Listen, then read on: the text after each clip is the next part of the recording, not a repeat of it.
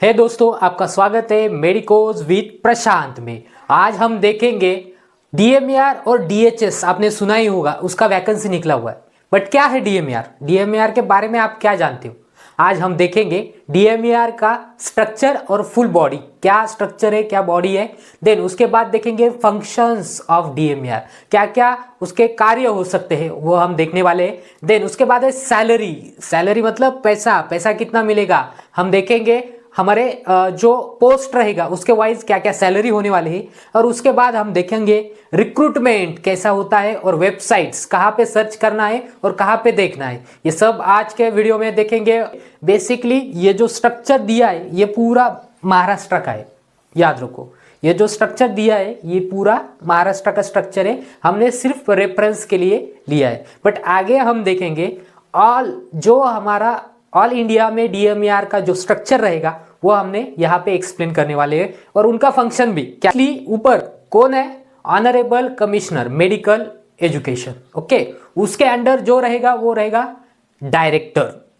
Okay, जो भी हमने डायरेक्टर अपॉइंट किया है गवर्नमेंट ने वो डायरेक्टर रहेगा। उसके अंडर रहेंगे असिस्टेंट डायरेक्टर, ज्वाइंट डायरेक्टर, उसमें है dental, joint director physician and joint director of also. यहाँ पे असिस्टेंट डायरेक्टर मोस्टली विद्या सेक्टर्स में, या उसमें हम बोल सकते हैं यहाँ पे महाराष्ट्र में मोस्टली एमएचएस है, वहाँ से हो सकता है, सीईटी सेल हो सकता है, या टीचिंग एरिया से हो सकता है। देन ज्वाइंट डायरेक्टर वो डेंटल डिपार्टमेंट का हो सकता है। डेंटल वो देखेगा डेंटल स्ट्रक्चर, फंक्शंस कैसे कर रहे हैं, कोऑर्डिनेट करेंगे। Then statistics, attendance and outsourcing वो मोस्टली देखने वाले। देन ज्वाइंट डायरेक्टर जो है वो फिजिशियन, वो प्रोक्रूटमेंट देखने वाले। कंस्ट्रक्शन क्या क्या है, कंस्ट्रक्शन रिगार्डिंग कुछ क्वेरीज है या जो चाहिए मोस्टली मेडिकल फील्ड के लिए वो देखने वाले। फाइनेंशियल मैटर एंड बजट्स वो देखने वाले। एचएमआईएस मतलब क्या है? Hospital information and management system. And joint director of physician वो क्या देख सकते हैं? Group A and group D जो है एस्टेब्लिशमेंट करना है और उनका रिक्रूटमेंट देख सकते हैं। और कोर्ट केसेस या कोर्ट रिगार्डिंग कुछ भी डायरेक्शन दिया है गवर्नमेंट ने तो वो मोस्टली वो देखने वाले।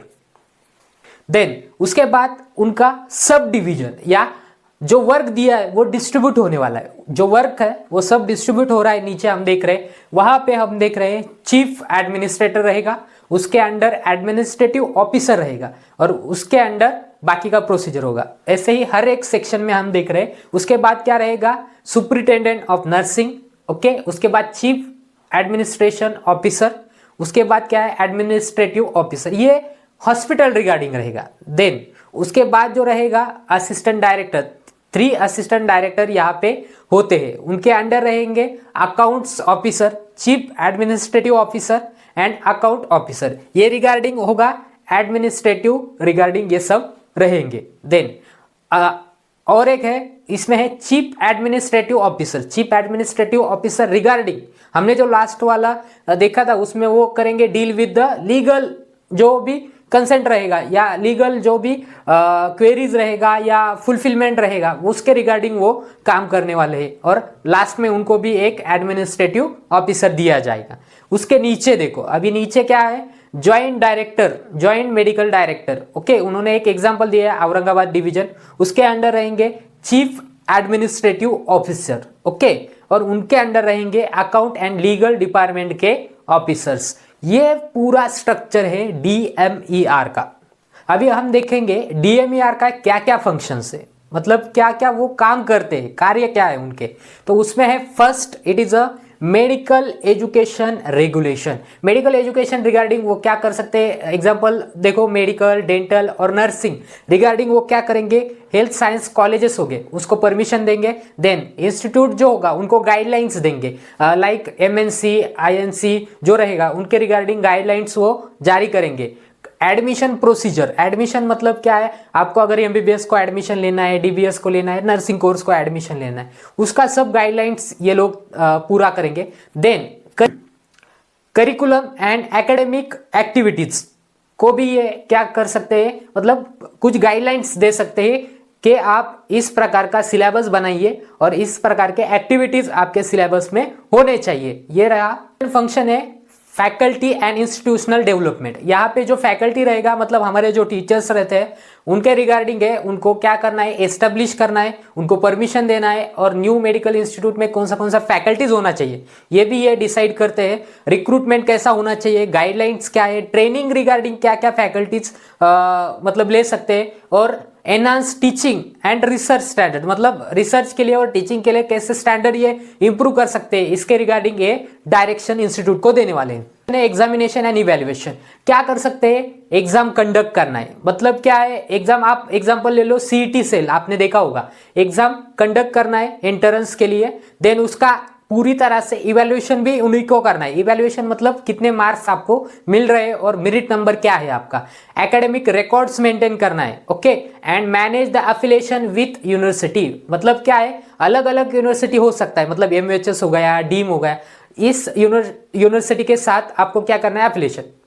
रिकॉर्ड्स मतलब क्या है, मतलब ये स्टूडेंट था सीईटी सेल के थ्रू इन्होंने एग्जाम दिया है और इतना इतना मेरिट लिस्ट है, ये सब रिकॉर्ड उनको मेंटेन करने हैं। देन वेरीफाई करना है कि जो अपने पास स्टूडेंट आया है उसका सब डॉक्यूमेंटेशन प्रॉपरली मेंटेन रहे। इश्यूज डिग्री, अभी क्या बोल सकते हैं, इश्यूज डिग्री ये पूरा रिस्पॉन्सिबिलिटी है हमारे यूनिवर्सिटी का, बट यहाँ पे क्या कर सकते हैं, वेरिफिकेशन जो डिग्री का है वो यहाँ पे कर सकते हैं, या डिप्लोमा सर्टिफिकेट्स रहेंगे या आपके जो डिग्री सर्टिफिकेट्स रहेंगे उसका गाइडलाइन सब कौन देने वाला है, डीएमईआर। नेक्स्ट फंक्शन है रिसर्च प्रमोशन और मेडिकल रिसर्च प्रमोशन।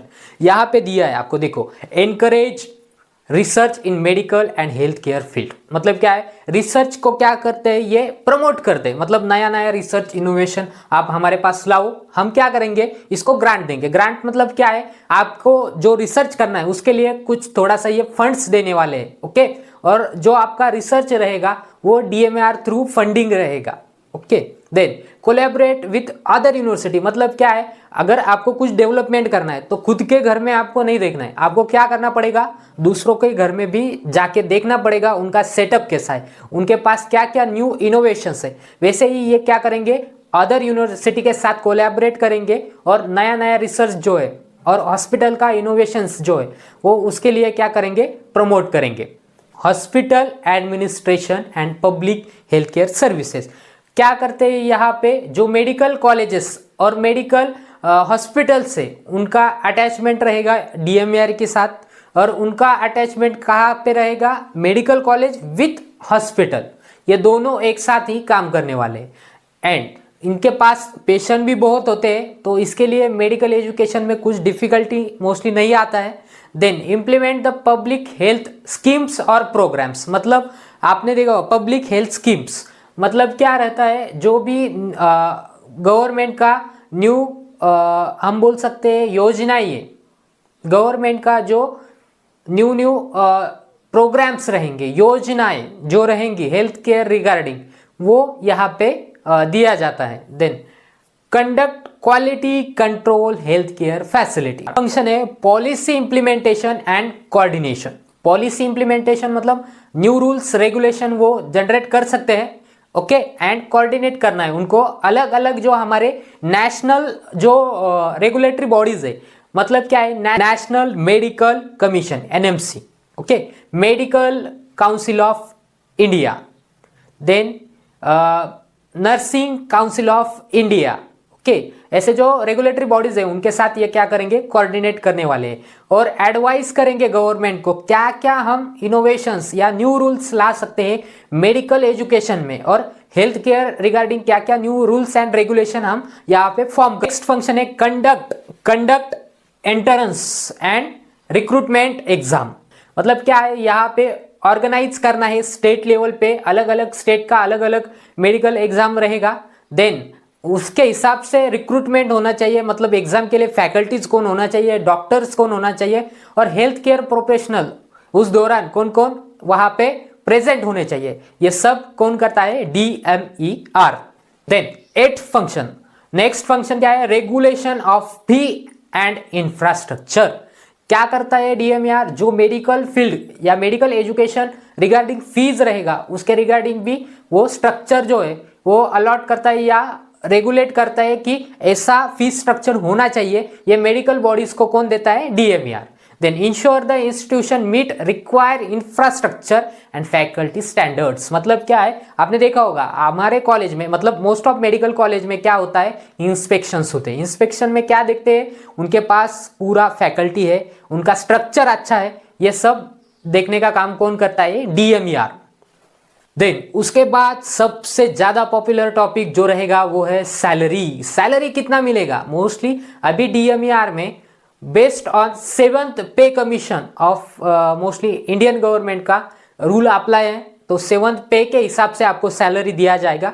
बट आपको मैं रिकमेंड करूंगा, अभी मैंने जो वैल्यूज दिए या जो स्केल बताया वो सिर्फ आप एक रेफरेंस के लिए ले लीजिए। देखो आप टीचिंग एंड मेडिकल स्टाफ पे स्केल, टीचिंग और मेडिकल स्टाफ में professor, associate professor, assistant professor, senior resident and junior resident, मतलब यहाँ पे मोस्टली पे स्केल जो है अबव 1 लाख और 1,50,000 के अबव जाने वाला है। और 7th पे कमीशन यहाँ पे मोस्टली है professor, associate professor, assistant professor and senior resident and junior resident. Okay, administrative officers जो रहेंगे, नॉन टीचिंग स्टाफ पे स्केल यहाँ पे दिया है। डायरेक्टर का सैलरी देखो आप, director, DMER, deputy director, medical superintendent, administrative officer और क्लेरिकल स्टाफ जो रहेगा मोस्टली यहाँ पे देखो 1,50,000 के अबव सैलरी है और 2 लाख और अबव 2 लाख जा सकता है। डेप्यूटी डायरेक्टर का आप देखिए 78 है, 78